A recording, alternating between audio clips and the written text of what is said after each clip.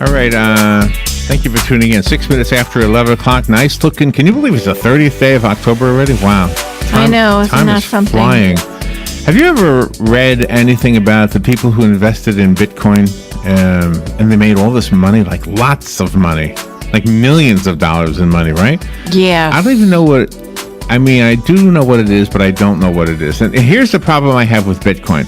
Is that whenever I hear somebody on the radio, an expert, and I don't think we've ever had a guest. We do have one right now, though. But I often wonder, are they like paying for the time? Are we being sold on this idea? You know, are we going to invest in something? You know what I mean? Is there a vested interest on the speaker's part to try to get us to buy Bitcoin? Sean Worthington is not one of them. He's an expert, but he's not trying to sell you any Bitcoins. But if it's a good thing, he'll probably tell us it is. If it's a bad thing, he'll probably tell us it is. He's the creator of something called CloudCoin, the world's first cloud-based currency. So he's talking about the book Beyond Bitcoin. Let me put the cover of the book on the podcast here, and then you'll be able to see what it looks like. I found it on Amazon, by the way. And let's say good morning to Sean H. Worthington. Good morning, Sean. Good morning. How you doing? I'm okay. Where are you? I'm in Chico, California. That's Northern California. We have grown up believing that the government issues currency. Mm-hmm. And yet, if I wanted to barter with my neighbor, hey, I got a cup of sugar, can you give me a pound of corn or something? I don't know. I mean, the government wouldn't come to my house and say, hey. And so there, the sugar becomes currency. So what is the real law, before we talk about what Bitcoin is and what you're talking about? What is the law regarding currency? Well, this is, part of the Constitution that was left out. And Thomas Jefferson complained that the fact that we didn't have very good laws about money was going to be a big problem in the future. And because of this, we haven't had some clear rules about money, and the government, of course, has created a central bank called the Federal Reserve, but that's not in the Constitution. And over our history, we've seen these central banks come and go.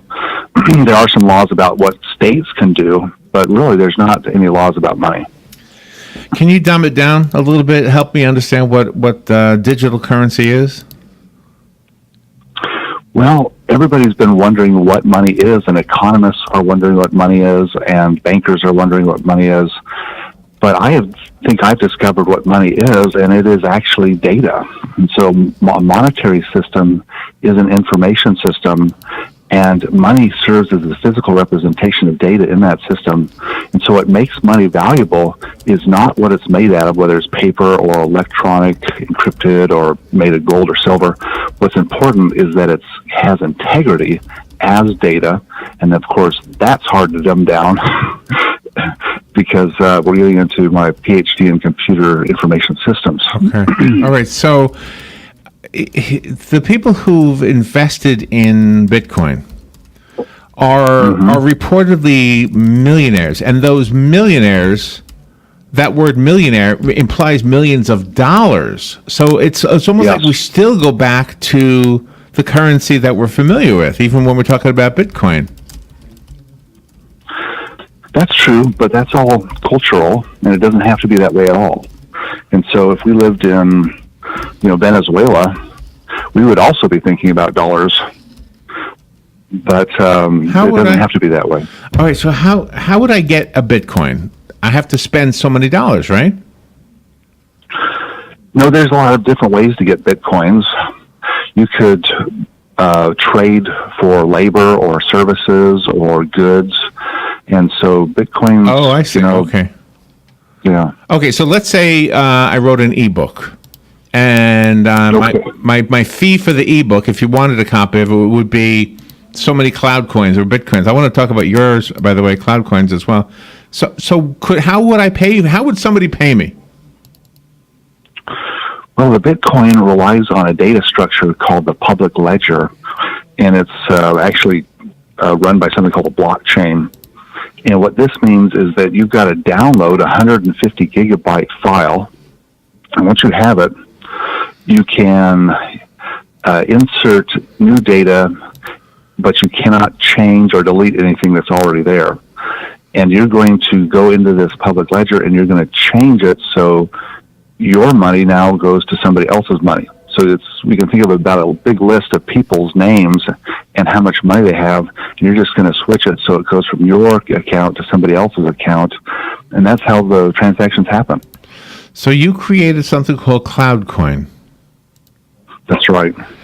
So explain. So is there more than one type of CloudCoin? Like in currency, there's more than one type of coin. There's a quarter, there's a nickel, there's a dime. Mm-hmm. Is there more than one kind of CloudCoin? Well, let me start in general talking about the technologies. Bitcoin uses the blockchain, and that's the first technology that solves what's called the physical integrity problem of digital currency. Because with digital items, you can just copy and paste them. You can delete them off your hard drive really easily. And so having some kind of a data structure that does not disappear has been technically challenging. Okay. And the blockchain does that.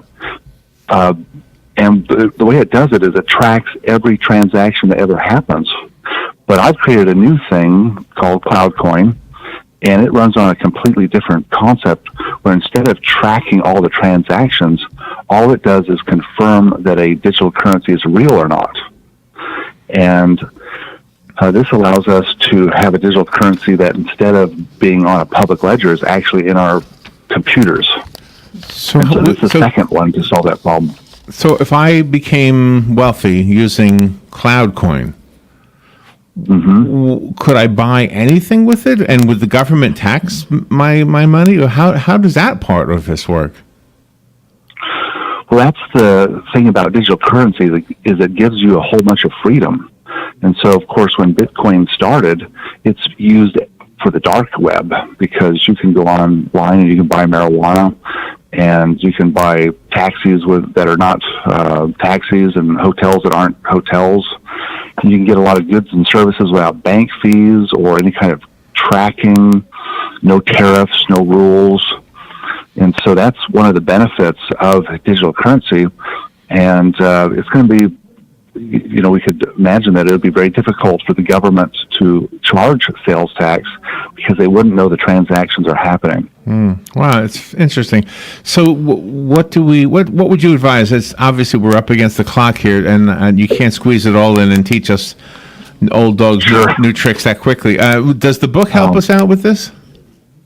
Absolutely. So the book, you can get it at digitalfrontiernews.com for free if you sign up for the newsletter. Okay. And you'll also get 5 free CloudCoins so you can see what it's like. But it will tell you what money is, how it works, and why people should get involved with digital currency. It really is the next big thing. Money is important. Okay, what's the website again? Digitalfrontiernews.com. Okay. And we get some coins, actually, but they're not physical, right? They're digital. Okay, wow. Yes, but they're the best money ever created. It's the best money ever created. 5 free cloud coins. And what is it worth in dollars? Well, right now it's worth about 3 cents per cloud coin, but you can expect that it'll go up just like Bitcoin has.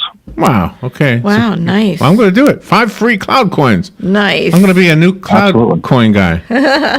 And then I can build I can have a cloud coin account somewhere, a savings account.